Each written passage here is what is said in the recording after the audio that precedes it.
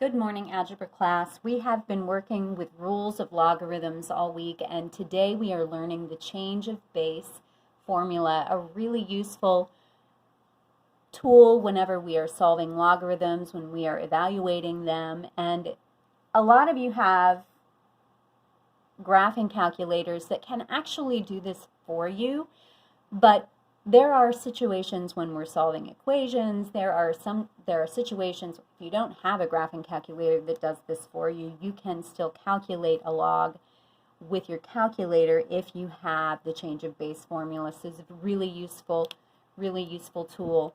The change of base formula for a logarithm, let me give you an example first and then we'll write it out more like a rule. If I have something like this, log base 3 of 7, I cannot put that into a normal scientific calculator because the only thing on my normal scientific calculator is a log base 10 or a log base e, so a common log or a natural log. And if you look at your calculator, and I do have a graphing calculator here, but I want to show you where those two buttons are. The log base 10, the common log is here. The natural log is here, okay? And we can just type things in and evaluate things if we have them in those two bases. But if we have a base 3, a little more complicated. So the change of base formula tells me, you know what, I can change this into any base I want, and we're going to use base 10.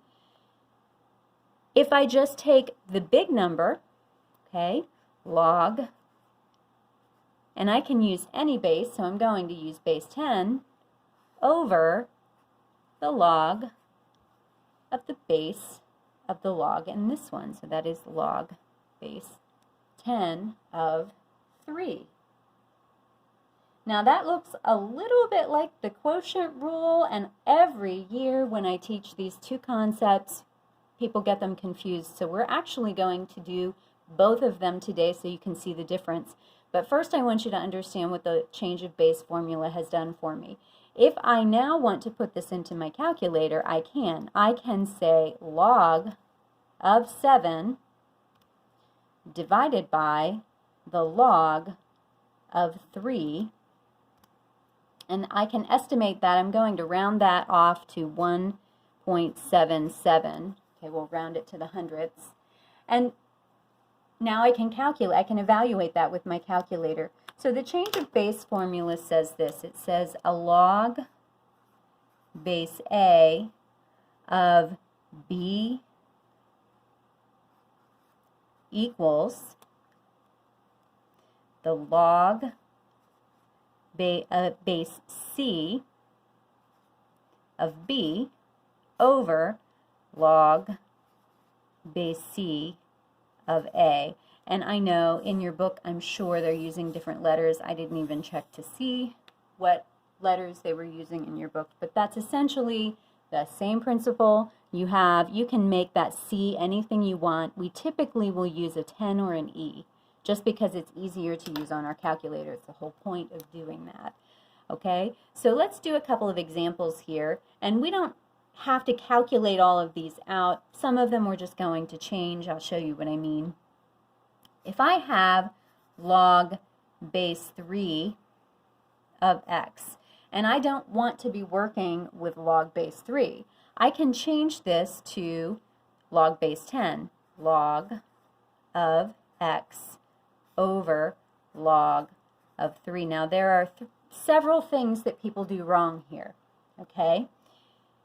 One of them is that they will put the 3 on the top. The 3 goes on the denominator. If you just remember that it is lower already and it needs to stay lower, that's how I always remember it, okay? That's one mistake. The second mistake is to write this as one log of x over 3. Now that looks very similar to something that we did before. Log, and this is not the right way to do it, log of x over 3.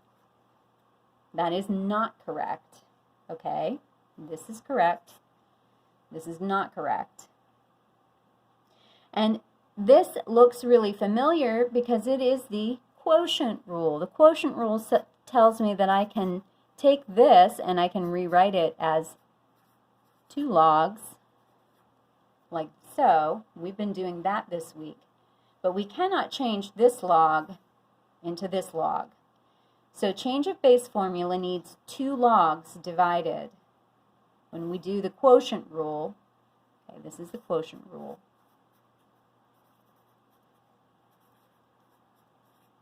Then we have 1 log with a division problem. All right, so let's do another one of these. Log base 7 of 2, okay, will be log of 2 over log of 7. And at this point I have 2 numbers. I can pull out my calculator and I can estimate this one. It is log of 2 divided by log of 7. Okay, so I have 0.36 if I'm rounding. All right. Let's go back to the quotient rule for a second just so that you can see that if the only time that I can have that I'm going to use a rule to put together with 1 log and a quotient in it is when I'm using the quotient rule and I have a subtraction problem. So let's say log of 36 minus the log of 6. That's going to be, I can rewrite this as 1 log of 36 over 6, and that's going to equal the log of 6. Okay, now hopefully you see the difference between the two. This is the change of base, this is the quotient rule. They're not the same thing.